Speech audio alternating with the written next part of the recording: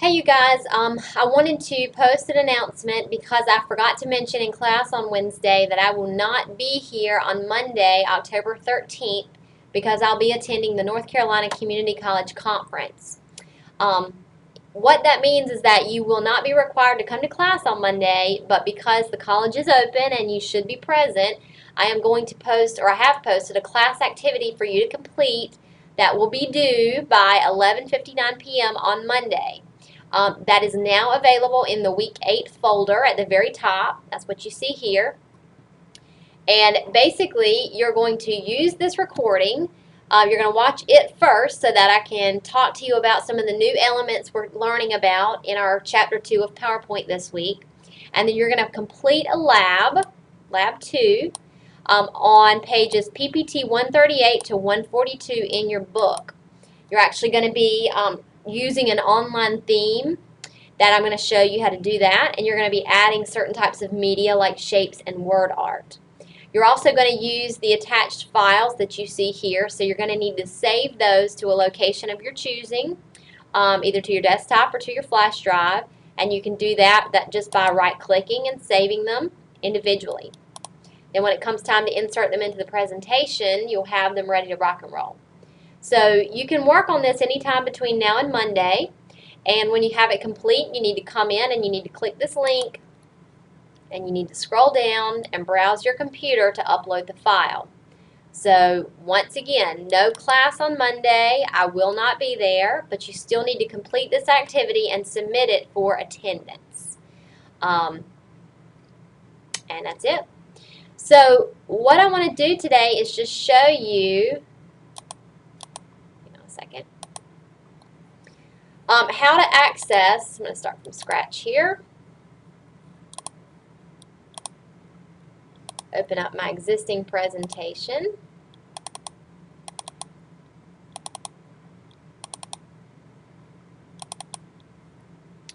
How to access an online template. There are a few things that are new for this chapter. A lot of things that you're familiar with from Word, like inserting pictures, inserting shapes, and then manipulating those. So I'm just going to go over what's new for this week and then let you work on the lab between now and Monday. And you can basically apply the knowledge that you've learned in Word and that we've practiced in Chapter 1 with the little mini presentation we completed. And then also test your understanding of these new concepts. So to use an online template, so first of all, we know on the Design tab that you have certain themes available and variations of that theme. But if you go to the Backstage view, which you can get to by clicking your File tab and click New, you actually have a variety of other themes or templates that are available. So you can browse by category, or you can search specifically for one if you know the name of it. The one you're actually going to be using is under the Business category, and it's called Business Project Plan. So just search for those keywords, and you're going to see it is actually the first one listed here. And when you click it and create it, then you get your presentation ready to rock. So, you could do that with any other project required of you. You could use that Backstage view to search for particular types of templates available, or to just browse the different categories. You see, too, that this template is preloaded with content, whereas the themes available preloaded in PowerPoint are not. They basically just change the look and feel. So some of these do have added benefits to them. So you're going to, first of all, find this project plan presentation, and then you're going to walk through the steps for the lab to complete that class activity. It's going to ask you to delete a bunch of slides. To do that, you can select the slide required. You know it's selected by the border, and you can either hit the delete key, or you can right click, and you have different options available here to manipulate slides. So you can create a new one, you could duplicate or copy the slide, or you can delete here. Okay, so just make sure you know how to do that. We also went over moving or arranging slides, but just to hit that home again, make sure you know the slide that you have selected, and then by holding down your mouse, the left key on your mouse, you can drag it until you get the order that's desired in your presentation, and then when you release it, pops into place and you're ready to rock and roll. So be aware of how to do that. Let me close this. So a couple of other things that I want to show to you that are new for this week are things like inserting pictures, shapes, without placeholders, and then how to manipulate those individually within your presentation. So we talked about different templates or layouts available last week, or when we met last. So I'm going to insert some new slides here, and I'm going to choose my specific layout. So I'm going to do a title and content layout, and then I'm going to do a title only layout. So on slide 6 here, you see that I've got my title placeholder here.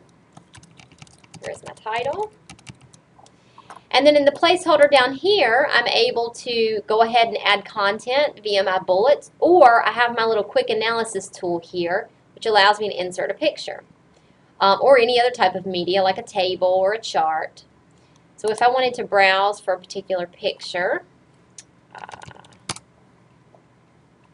I could search for that picture, and then by inserting it, it is automatically preloaded into my presentation based on that placeholder and ready to rock and roll.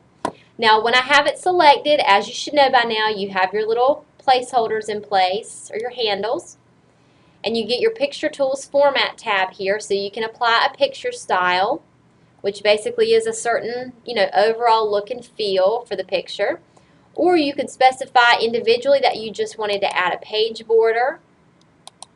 You could change the thickness of that page border or picture border here, right? So you can manipulate individual elements of the different types of media in your presentation, or you can just apply an overall picture style to sort of enhance it and give it a certain look. Now, when I inserted slide 7, I specifically inserted a layout that does not include a content placeholder. So here's my title. And then say down here I wanted to insert a picture and some text, but I don't have my placeholders available. So to do that, I can just go to the Insert tab, and I can insert a piece of clip art. Right.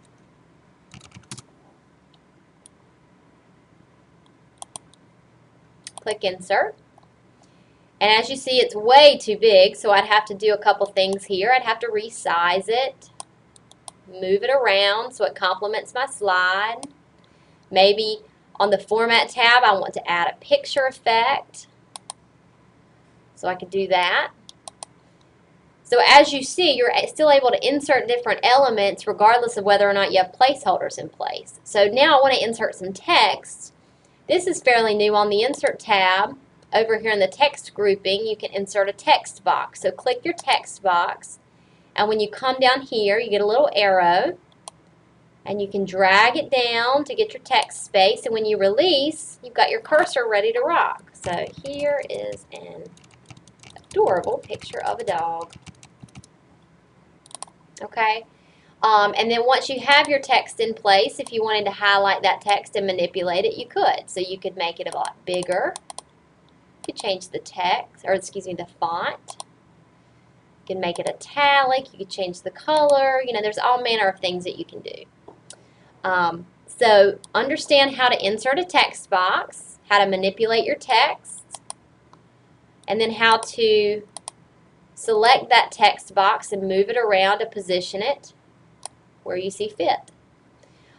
This is actually a shape, right, that you've submitted here, or that you've included. So on the Format tab, you could even add an outline, and you could add a fill, which is basically the inside of the shape, to enhance your text. So there's all kinds of different things you can do, and most of that is going to be available on the Insert tab. And then, of course, once you've inserted the element, make sure that it's selected, and then use your Format tab to make it look however you want it to look, and manipulate it within the presentation, within the slide, so that it complements your content. Okay? What else? Word art is new. So let's insert some word art here.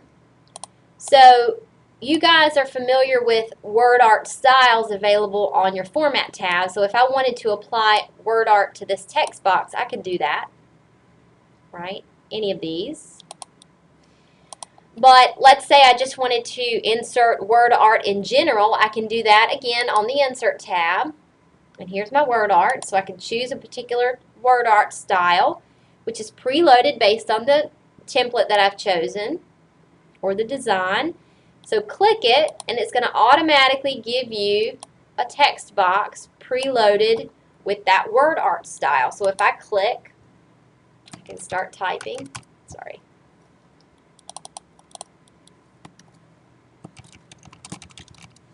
And it's going to automatically format my text based on the word art that was selected. Okay? So just a couple of different ways for you to be able to manipulate and use word art within the presentation. What else do we need to look at? Okay, formatting the background. All right, let me insert a blank slide. Okay, so this is the content area of your slide, and this is really the background. So if I wanted to change the background, I've got a couple of options. You can either go to the Design tab, and you can click your Format Background button here, or you can right-click, and you've got your Format Background available here too. If I click that, it's going to give me a couple of options available over here. So you might just try them out and see. Solid is obvious. It's just going to change the background to a solid fill, and you can change the color here. And the transparency is just basically the intensity of the color. You can do a gradient fill, which basically fades out the color as it goes down the slide. You can change the direction of that gradient. You can also insert a picture. So if you do that, you can browse for the file. And I've got one on my flash drive. But of course you would have to know where your file is saved to be able to do that.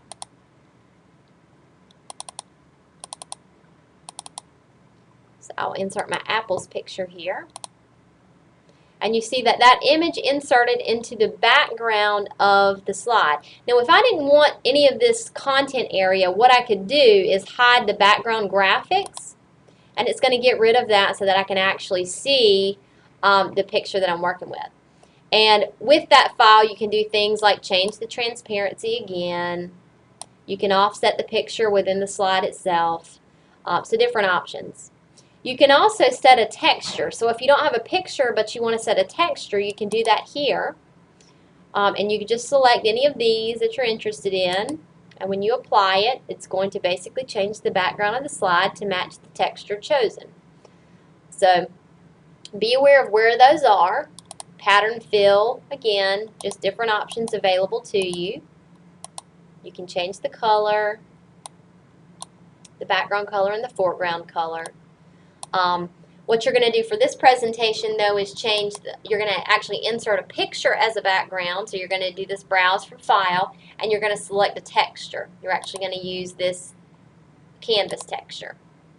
So know where those are, and once again, that's available on the Design tab with Format Background, or with just a simple right-click, you can format background. Now, if you're working with a slide that has a lot of elements on it, make sure you don't have the picture selected or any of the placeholders selected. You need to click on the slide itself to manipulate the background.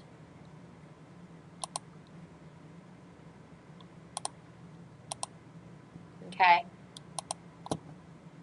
So you're ready to rock there. Okay, lastly, we talked about adding notes, which you can do down here.